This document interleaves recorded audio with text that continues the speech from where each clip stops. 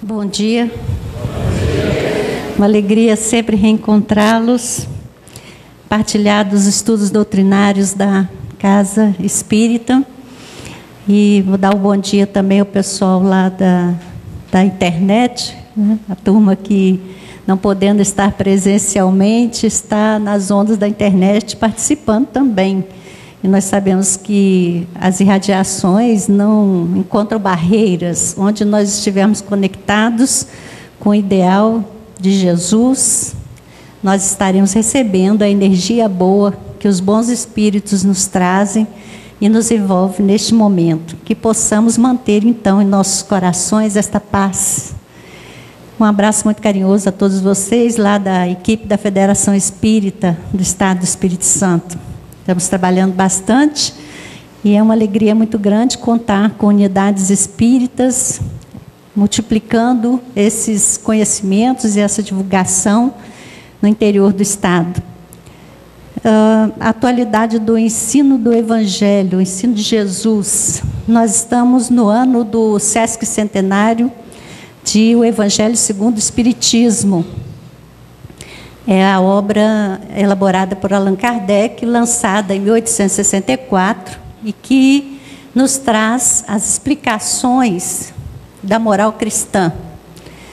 Jesus, quando esteve na Terra, resumiu os seus ensinamentos à máxima: ama a Deus sobre todas as coisas e ama o próximo como a ti mesmo. Então, essa é a essência do ensinamento. Jesus veio nos ensinar a amar. E nós somos aprendizes nessa escola da vida. Nosso objetivo ao viver é aprender a amar. E nós observamos que ainda precisamos de muitos estudos relativos a esse tema. E nós temos sempre esse acolhimento carinhoso aqui na Sociedade Colatinense. As pessoas me apresentam como poetisa. Eu reitero que eu amo a poesia, mas eu não componho poemas. Eu costumo repetir os poemas de outros autores, porque a poesia fala diretamente ao nosso universo emocional. Eu sou professora de literatura brasileira, de português também.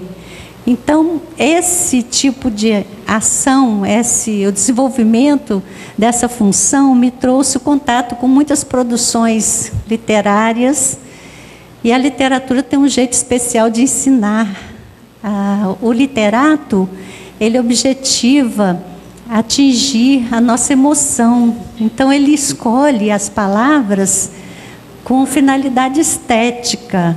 Não só é importante o conteúdo, mas também a forma. Na verdade, um texto literário, quando você resume, você perde o essencial. Um texto jornalístico, um texto didático, você pode resumir e reter o essencial. Na literatura é o contrário. Quando você resume, você perde o essencial, porque o essencial está nessa elaboração estética da palavra, que nos toca as fibras mais íntimas do coração. Então, eu amo esse universo da literatura, e por isso que a gente vai começar com um texto literário, vai acabar com um texto literário. Nós vamos usar 2 textos literários na composição dessa análise do porquê que consideramos que esse ensino dado há mais de 2000 anos é plenamente atual. Então, um dos textos é uma composição de Humberto de Campos. Ele atuou pela psicografia de Chico Xavier, um dos grandes literatos brasileiros da primeira metade do século XX. Então, ele escreveu, pela pena de Chico Xavier, vários contos, apólogos. São narrativas curtas e compostas com muita arte. Um deles está no livro Contos e Apólogos, e o título sugestivo é No Caminho do Amor. É claro que a habilidade literária do Humberto de Campos, só vai poder ser fruída se vocês forem lá direto e lerem o texto. Fica a recomendação, leiam o texto. O que nós vamos fazer aqui é recapitular uma sequência narrativa que tem o objetivo de nos introduzir nesse tema da atualidade dos ensinos do Cristo. Então, ele conta que nos arredores do templo, lá em Jerusalém, uma bonita mulher que tinha como profissão o comércio, ela era uma mercadora, uma comerciante, ela trabalhava com essências finas. Ela, nessa ação, usufruía de uma condição financeira privilegiada, e ela se encontra nos arredores do templo com um jovem nazareno de porte bonito e uma irradiação de simpatia irresistível. Tocada nas fibras mais íntimas da alma, ela se aproxima dele e o convida a acompanhá-la. Ele silencia. Ela então insiste e estabelece para ele atrativos para reforçar o seu convite. Ela vai dizer para ele que mora numa residência luxuosa. Ela aponta essa residência, é uma casa realmente muito confortável, cercada por um jardim primoroso. Então ela diz que ali ele encontraria, como muitos outros já haviam encontrado, tudo aquilo que as pessoas querem buscar. Então a mesa com alimentos finos que agradariam a qualquer paladar. Ele encontraria o aroma das flores, ele encontraria o leito macio, forrado de tecidos mais finos. Ele teria, junto com ela, todas as sensações que fazem a atração a qualquer ser encarnado nesse mundo de provas e expiações. Ela oferece seus braços, seus lábios, seu corpo, e insiste no convite. Ele continua silencioso, e ela diz para ele assim: meu coração anseia pela complementação afetiva. Por que não aceitas? Por que não vens? Descubro em teu olhar diferente chama. E assim procedo por amar-te. Pressionado pela sua insistência, ele olha para ela com simpatia e diz: agora não. Depois, quem sabe? Sentindo-se rejeitada, ela muda a atitude e começa a dizer impropérios, a gente pode imaginar, e se ausenta, tomada daquela emoção de raiva.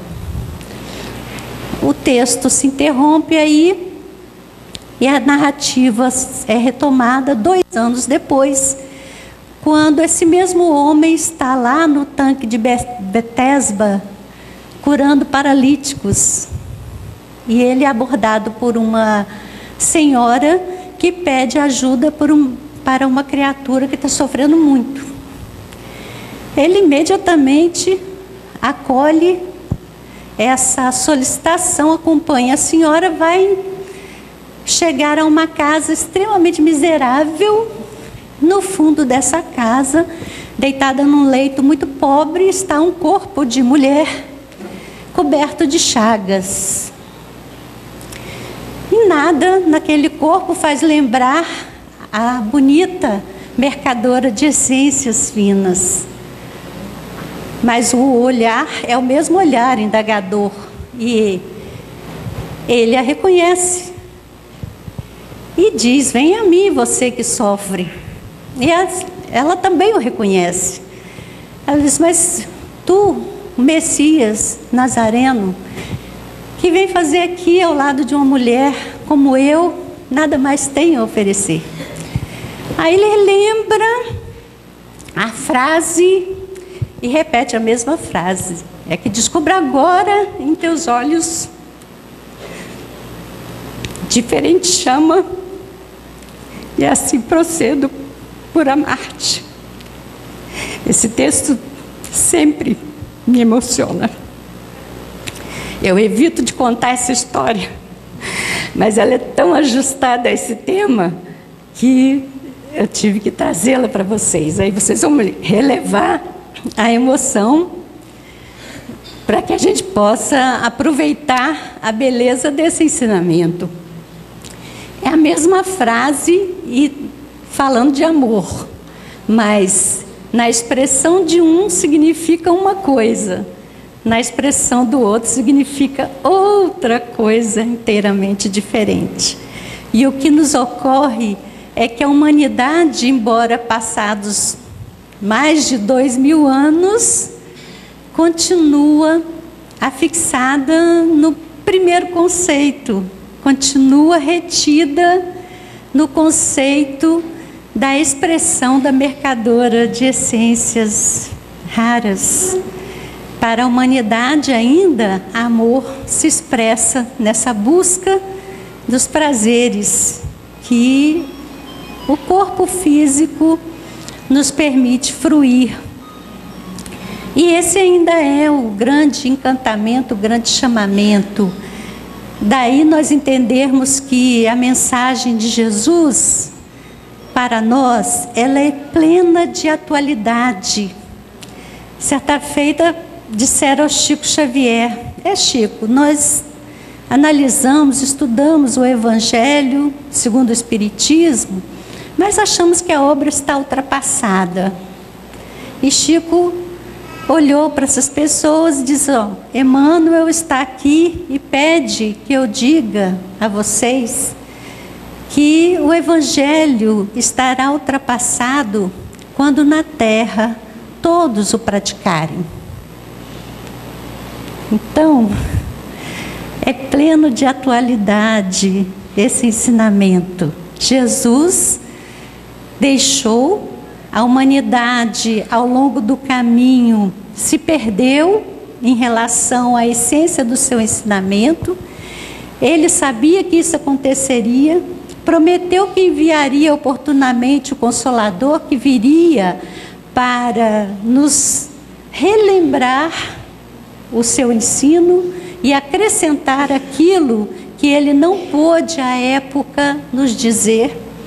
E só faz sentido a promessa do Consolador da perspectiva que o Espiritismo nos apresenta a vida, de que nós somos seres reencarnantes. Estávamos lá naquela época, fôssemos encarnados ou desencarnados, estávamos lá. Ouvimos esse ensinamento em vários momentos da nossa história evolutiva. E ainda hoje estamos aqui nesse mundo de provas e expiações, em plena transição para uma etapa nova, sem revelar uma consciência muito profunda da essência do ensinamento que ele nos trouxe. Então, o Evangelho, segundo o Espiritismo, é a expressão do Consolador que ele prometeu. Allan Kardec reúne nesse livro os ensinos morais do Cristo, analisando-os à luz dessa perspectiva renovadora que a doutrina espírita nos traz. É mais uma chance que se nos oferece de finalmente sermos aprovados nesse teste, nessa prova que se repete indefinidamente. Então, nossa proposta para a manhã de hoje, analisando a atualidade dos ensinos de Jesus, principalmente no tocante ao amor e às suas expressões, é que nós tentemos superar esse patamar que tem prevalecido ao longo da nossa história, que é a conexão do amor no entendimento do mundo, para assumirmos finalmente a compreensão do amor como Jesus exemplificou. Então Jesus não olha o corpo, não olha a matéria, o que é transitório. Aquela mulher coberta de chagas, todos se afastavam dela, ele se chegou a ela, acolheu-a e deu a ela o que ela precisava naquele momento. Então, enquanto essa solicitação dela não atingisse o nível de que a alma estivesse de alguma forma mais à tona que o corpo, ele não teria o que falar para ela. Mas no momento em que o sofrimento dobrou aquela criatura vaidosa, orgulhosa, então o olhar dela expressou essa chama diferente do acolhimento à mensagem de amor que ele tem para nos dar. Será que nós vamos esperar que a doença nos dobre? Que nos aprisione a um leito para finalmente entender? Então a proposta é essa, vamos olhar os ensinos que o Evangelho segundo o Espiritismo nos traz para finalmente assimilarmos qual é a essência da exemplificação de Jesus. Aí eu trouxe a proposta de nós olharmos 2 textos do Evangelho segundo o Espiritismo. Fica o dever de casa também, porque todos nós que expressamos aqui os resultados dos nossos estudos, naturalmente processamos a leitura do texto, estamos trazendo aqui com os recursos pessoais. Isso não anula o esforço que deve ter todo adepto da doutrina espírita de ir diretamente à fonte. Então fica a fonte aqui dada para que vocês também elaborem as suas meditações sobre esses 2 textos. Os 2 são assinados pelo mesmo espírito, Lázaro. Um deles está no capítulo 11, item 8, intitulado Lei do Amor. Nesse texto, Lázaro diz que a humanidade, no seu início, tem só instinto. Mais evoluída e ainda corrompida, tem sensações. E na sua caminhada evolutiva, próximo à sua meta, expressará sentimentos. Então ele traça uma linha de evolução que começa na mobilização pelo instinto, que leva a criatura a procurar aquilo que é necessário à vida. A princípio, as relações entre as criaturas são motivadas por esse impulso básico, que é essa inteligência coletiva, que é o instinto, que também está presente no reino animal. É o primeiro tempo da caminhada humana, é esse. Mas o ser humano é destinado ao desenvolvimento pleno do sentimento. Então, na elaboração do processo civilizatório, a humanidade vai engendrando visões de mundo, sistemas, relações diferenciadas. E aí o patamar que se estabelece e se apresenta é o da busca das sensações. Nós vamos nos tornando conscientes de nós mesmos, dessa equipagem que nos serve, e é um corpo, é uma máquina viva que nos permite fruir sensações de prazer. Então, a movimentação da criatura no sentido de buscar a sensação de prazer e tentar fugir da sensação de dor e do sofrimento. Mas dentro de um referencial, de uma elaboração, de um pano de fundo, que é a filosofia de vida que o indivíduo abraça. Isso que nos faz escolher, que nos leva a agir, é aquilo em que nós acreditamos, aquilo que nós elaboramos internamente. Então, Lázaro diz que o nosso destino é o desenvolvimento pleno do sentimento. E ele diz assim, que o sentimento é um instinto elevado à altura do progresso feito. Essa frase é instigadora. O sentimento é um instinto elevado à altura do progresso feito. Então, o instinto é uma inteligência divina que se expressa nas criaturas orgânicas, formadas de matéria orgânica, com o objetivo de preservar a vida. É automático, se exerce automaticamente. Então esse é o nosso primeiro movimento, e aí o sentimento ele vai se elaborar a partir desse patamar inicial. Nós não estamos submissos ao império do instinto como o animal está, porque nós somos dotados de consciência e livre-arbítrio. Então, nosso caminho é diferenciado em relação ao animal. E aí as sensações nos empolgam, o império dos sentidos se apresenta, as ilusões dominam e nós vamos escolhendo ao sabor da ignorância do essencial em nossas vidas. Por isso, tantas repetições, por isso, tantas existências com aparentemente cenário diferenciado, mas no fundo, os mesmos atores, os mesmos encontros, os mesmos desafios e as mesmas dores. Tem sido assim.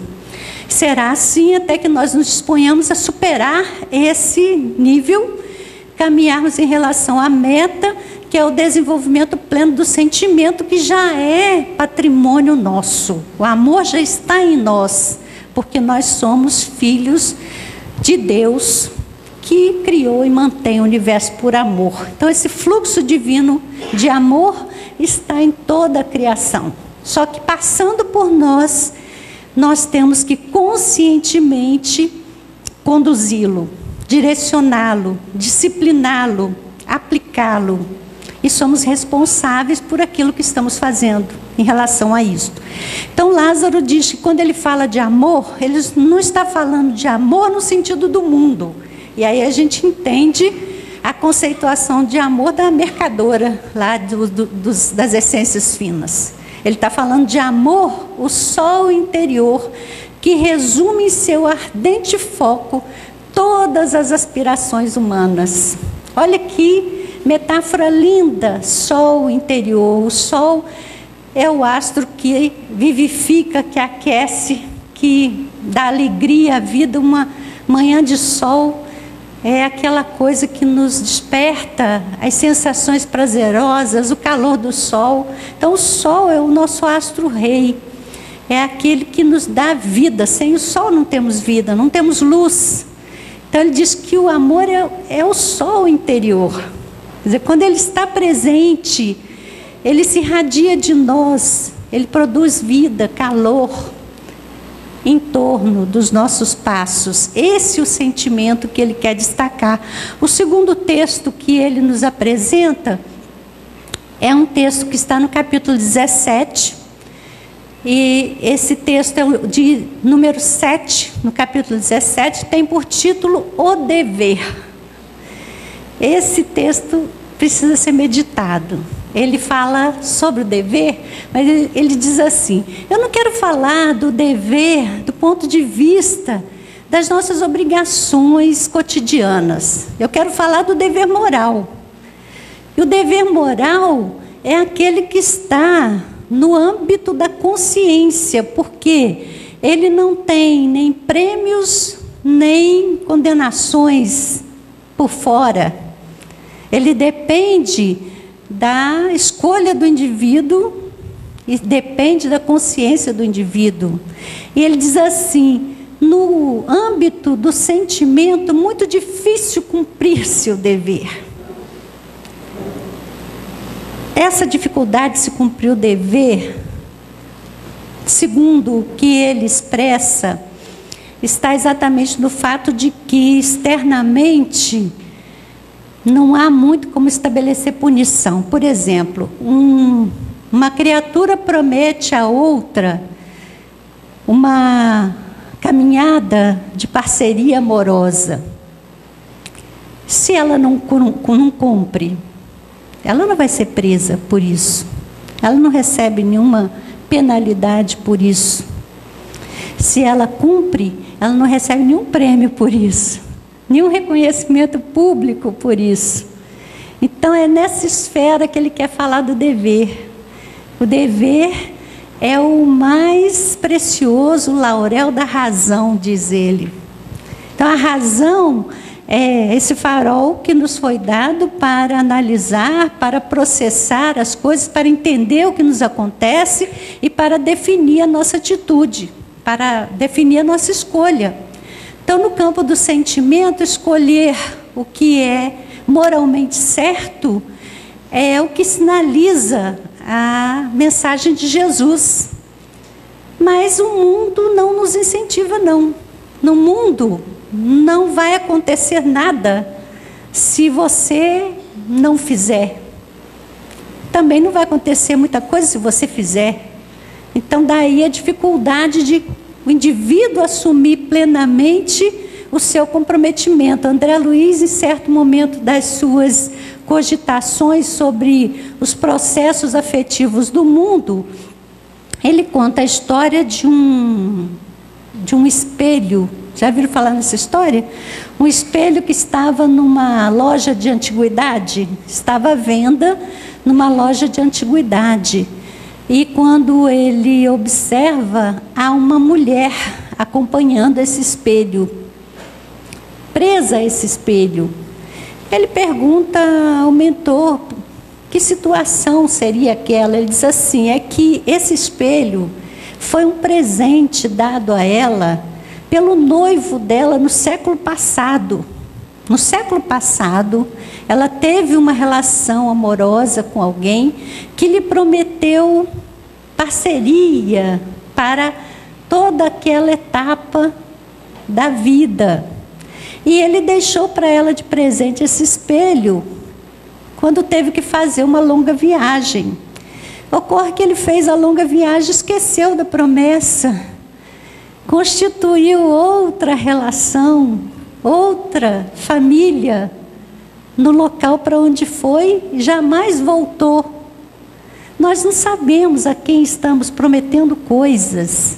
Há pessoas que elaboram psicologicamente essas situações de uma forma mais leve, mas há pessoas que se fixam à promessa feita e que apostam nesse processo todas as suas fichas, depositando ali a esperança da felicidade. Foi o que aconteceu com a moça, que depois de desencarnar, ainda não havia se desligado da promessa.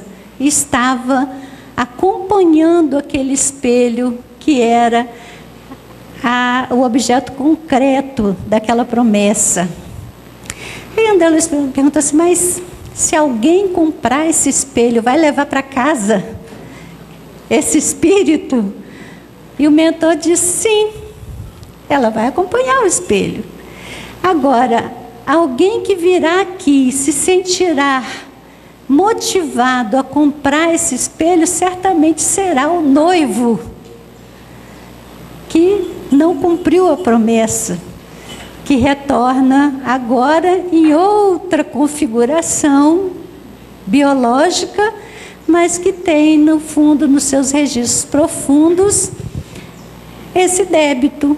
Então ele vai ficar extremamente encantado com o espelho e vai levá-lo para casa, levando consigo a noiva que estava esperando por ele desde então. E provavelmente ela vai renascer como filha dele, né? São as leis da vida que nos permitem recuperar os laços afetivos em diferentes configurações. Às vezes as pessoas não se dão bem na relação conjugal, mas nada impede que elas se entendam na relação de pai e filho, mãe e filho, pai e filha, na relação de irmão. Nada impede, os laços afetivos estão no nosso caminho. Quando nós encontrarmos um deles, nós vamos sentir uma emoção. A mulher mercadora lá, quando viu Jesus, se sentiu tocada nas fibras mais íntimas. Não que ela tivesse tido algum relacionamento com Jesus, mas Jesus era um ser que irradiava a energia amorosa de uma maneira muito forte. Então, tocada nas suas fibras mais íntimas, ela deseja se aproximar, ela deseja concretizar um laço com aquele ser que lhe desperta tanta emoção. Nós vamos ter emoções despertadas no cenário em que nos movimentamos por motivos diferenciados. Um deles é o fato de reencontrarmos antigos afetos.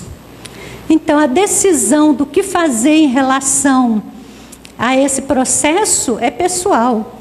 Cada um vai decidir o que vai fazer. Agora, o dever, como diz Lázaro, lá no Evangelho, é o aguilhão da consciência.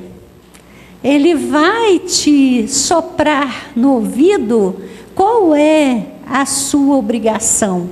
Mas ele também reconhece que é impotente esse aguilhão contra os sofismas da paixão, que nós somos movidos pelo desejo de sensações. Então, nós arquitetamos uma racionalização lógica para escolher o que nós estamos escolhendo, para fazer o que nós estamos fazendo, nos escusando do comprometimento que, na verdade, está no fundo da nossa história. E aí vamos buscar uma contribuição importantíssima também das obras complementares que a doutrina nos propicia, que é a contribuição de Emmanuel no livro Pensamento e Vida, em que ele trabalha com o tema humildade.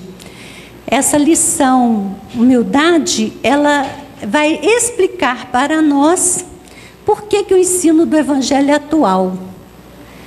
Ela vai nos explicar por que estamos vendo nestes tempos em que estamos experienciando a transição da Terra para um novo patamar, situações tão problemáticas e questões tão difíceis do ponto de vista do gerenciamento afetivo, do ponto de vista do equilíbrio da saúde. Emmanuel define a humildade como reconhecimento da nossa pequenez diante do universo. Ele diz assim, que a humildade é atributo divino no reino do eu. Atributo divino no reino do eu. E reconhecimento da nossa pequenez diante do universo. Então, a visão do universo, como a doutrina espírita descortina, a percepção desse cenário imenso criado por Deus para a evolução das criaturas, a percepção do papel que nos cabe como habitantes de um mundo, um dos menores do sistema solar, que é um sistema capitaneado por uma estrela de quinta grandeza, como tem estrelas de primeira, segunda, terceira, quarta grandeza, muito maiores do que o nosso Sol. Nosso sistema fica situado na periferia da Via Láctea. Nós somos moradores da periferia, do ponto de vista da realidade universal.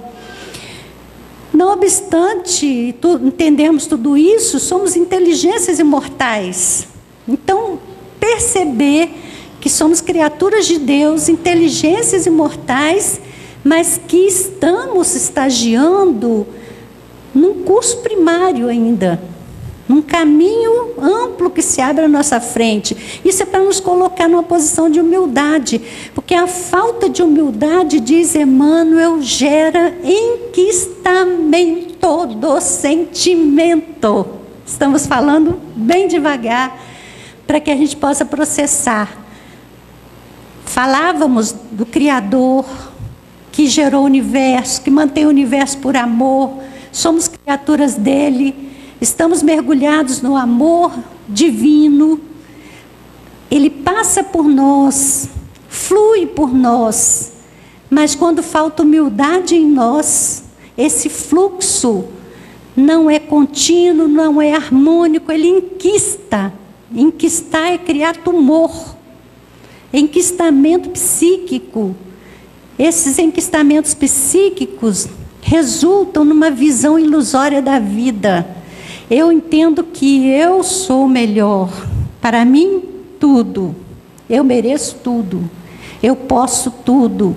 É uma visão equivocada, ditada pelo nosso orgulho, ditada pelo nosso egoísmo. Então, quando falta essa humildade, nós olhamos em torno e queremos nos apropriar das coisas. Tomamos posse de bens materiais e as pessoas se tornam também objetos para o nosso prazer. Então, não cogitamos da necessidade do outro, não percebemos a nossa ação sobre o outro, eu me aproprio do outro. Então, esses enquistamentos psíquicos, Emmanuel dá nome a eles. Ele dá 4 nomes: o ciúme, o sentimento de posse, a intemperança, a cólera. São enquistamentos. E aí a gente volta na história literária de Humberto de Campos. Olha que história fértil. Quando a mulher se vê rejeitada, aquele movimento amoroso se transforma em raiva. É a cólera que se expressa. Por quê? Eu sou tão bonita, ninguém me rejeita. Eu tenho tanto conforto para oferecer. Todos os homens disputam, pagam caro alguns minutos comigo. Por que esse homem não me quer? Então ela internaliza aquele sentimento de cólera, expressa a raiva, falando coisas, tomando uma atitude e se retirando daquela possibilidade renovadora que já se oferecia a ela naquele momento ao contato com Jesus, em que o caminho poderia ser inteiramente outro, se ela estivesse aberta para acolher a mensagem de amor que lhe chegava. Mas o entendimento de amor era equivocado. Ela estava na cidadela da ilusão, criada pelo enquistamento do fluxo de sentimento que passava por ela. Olha que riqueza. Então, olha bem, humildade é atributo divino no reino do eu. Esse reino aqui, que é o meu corpo, a minha energia, o meu psiquismo, é o meu reino, eu que comando nesse reino. Só interfere nesse reino quem eu deixo, quem eu dou permissão para interferir. A gente fala tanto da obsessão, mas a obsessão só se instala quando o indivíduo encarnado permite a instalação dela. Esse reino é o meu domínio, eu determino aqui. A humildade é o atributo divino aqui nesse reino, que pode me levar a definir coisas em convergência com as leis da vida. E aí eu vou colher a felicidade. Mas se eu determino contrariamente às leis da vida, eu vou colher o sofrimento que eu estou semeando. É lei, não tem como escapar. Então, Emmanuel, nesse texto primoroso, ele nos diz que não é de se estranhar que neste tempo que nós estamos vivendo haja tanta depressão, tantas doenças psíquicas que acabam se expressando em enfermidades também físicas. Por quê? Porque o indivíduo criou enquistamentos. Nós falamos da cólera, que é um deles, o ciúme é outro, na relação afetiva, tentar limitar o outro, aprisioná-lo, domesticá-lo para o meu prazer. A intemperança é outra, quando a gente não sabe disciplinar o impulso que nos leva a estabelecer múltiplas parcerias. Isso é intemperança. Então, a individualidade imortal que somos nós, espíritos, nós estamos convidados agora, pela mensagem que o Espiritismo nos traz, ao entendimento pleno do ensinamento que Jesus nos trouxe já há tantos séculos. Então agora é um momento em que nós podemos reprocessar. E aí, Emmanuel diz que humildade não é submissão, subalternidade. Na verdade, humildade é a liberdade de recomeçar continuamente a tarefa do amor a cada dia. Humildade é a liberdade de se reconstruir, começar todo dia alegremente a tarefa do amor. É isso, humildade. Nós temos que reconhecer a nossa necessidade de recomeçar continuamente e não desanimar nunca, e não desistir nunca. E aí, como nós falávamos, nós tínhamos a mensagem literária do começo, que é a história No Caminho do Amor, vocês não vão esquecer, do livro Contos e Apólogos. Vale a pena ler e meditar na beleza da composição poética que faz Humberto de Campos, que eu não sei reproduzir. E nós vamos também finalizar com uma mensagem poética que diz exatamente a mesma coisa. Mas dessa vez eu consigo reproduzir, porque na forma de poema fica mais fácil de memorizar. E esse é de Maria Dolores. E ela intitulou esse texto Afeições. Então ela diz assim: se pretendes conquistar a bênção do amor na vida, não prendas, alma querida, o coração de ninguém. O amor é assim como um rio que tanta grandeza encerra. Ele e o irmão, a irmã, a terra, unidos fazendo bem. Se a terra prendesse o rio, ei-lo um pântano perfeito. Se o rio fugisse ao leito, eis o deserto a reinar. Mas se um apoia o outro, trabalhando livremente, formam a grande corrente que se renova no mar. Nessa linha, as afeições, sob o respeito profundo que devemos dar no mundo aos que amamos, teus e meus, são sempre o amor sem mudança, em eterna primavera, luz divina que espera mais luz das luzes de Deus. E vocês vão me permitir analisar. Geralmente poema a gente fala só e deixa a pessoa fruir, mas vocês vão me permitir hoje analisar essa fala de Maria Dolores, porque ela é ajustadíssima ao que nós tecemos ao longo do desenvolvimento desse tema, quando falamos da lei do amor, do instinto ao sentimento. Estamos transitando, estamos estagiando na etapa em que prevalece a busca de sensações. Nós queremos a do prazer, queremos fugir da dor, mas a gente não percebe que o prazer de agora é o sofrimento amanhã, quando nós fruímos esse prazer sem consciência do que estamos impondo ao outro no uso da nossa energia amorosa. Então, a fala da Maria Dolores, quando compara o amor ao rio, é preciosa. É a constatação de que nós vivemos neste oceano de energia. Então ela diz assim: o amor é como o rio, uma grandeza só. Também não há vida sem água. A água, ela vai pelos leitos do rio se distribuindo e oferecendo à terra a condição de produzir. Sem ela, a terra não produz. Então vejam a imagem da energia amorosa de Deus que flui através dos seres inteligentes em todo o universo, seres inteligentes encarnados e desencarnados. Por todos eles flui a energia amorosa de Deus, mas está na atribuição do indivíduo escolher se vai bloquear o fluxo da água ou se vai liberar indiscriminadamente.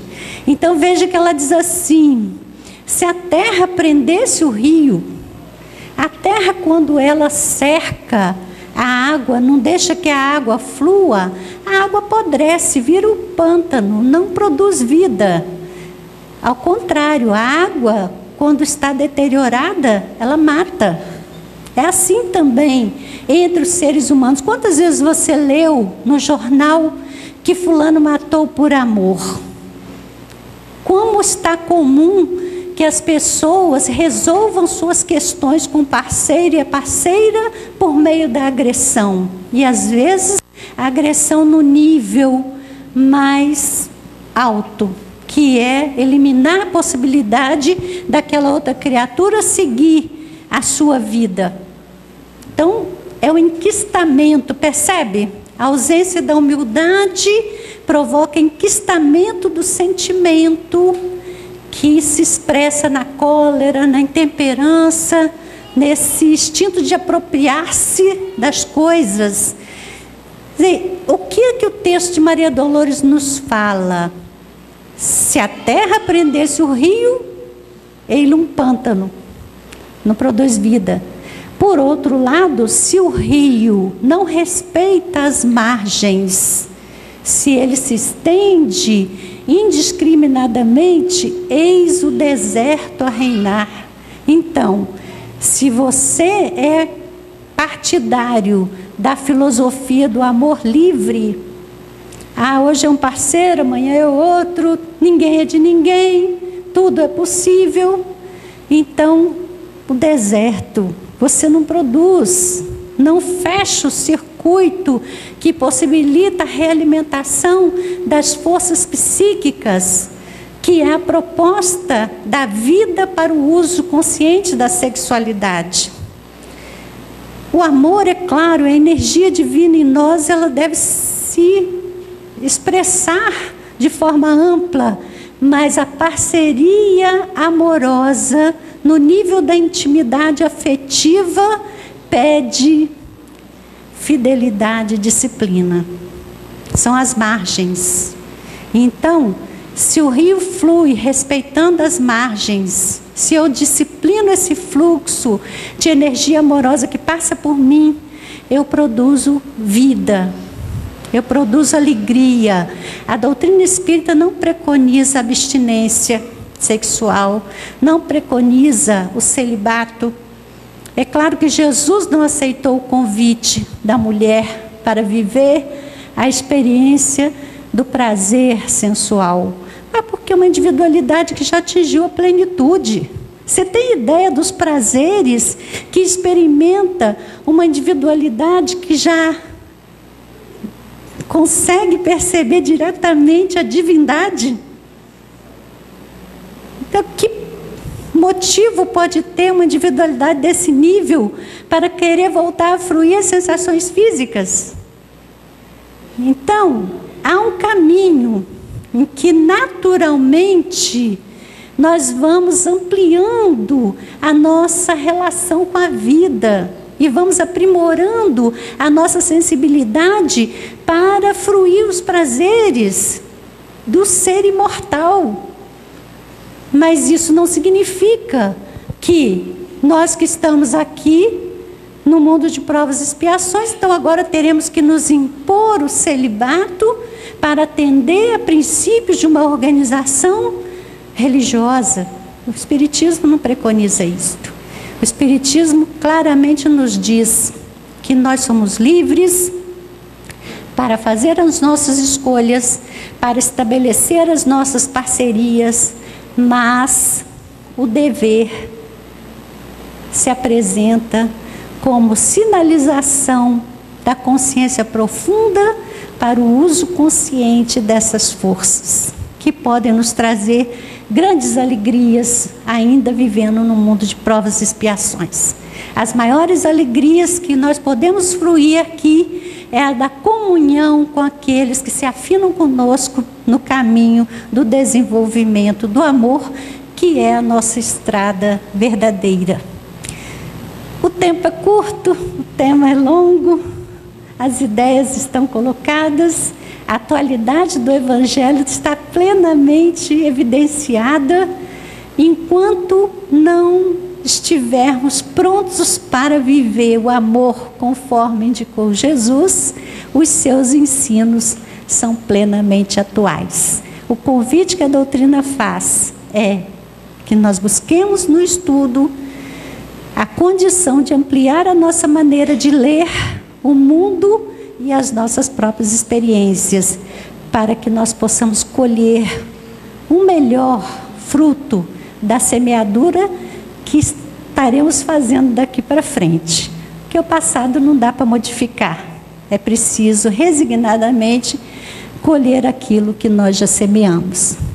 Que a paz de Jesus nos ampare e nos fortaleça sempre. Muito obrigada pela atenção de vocês.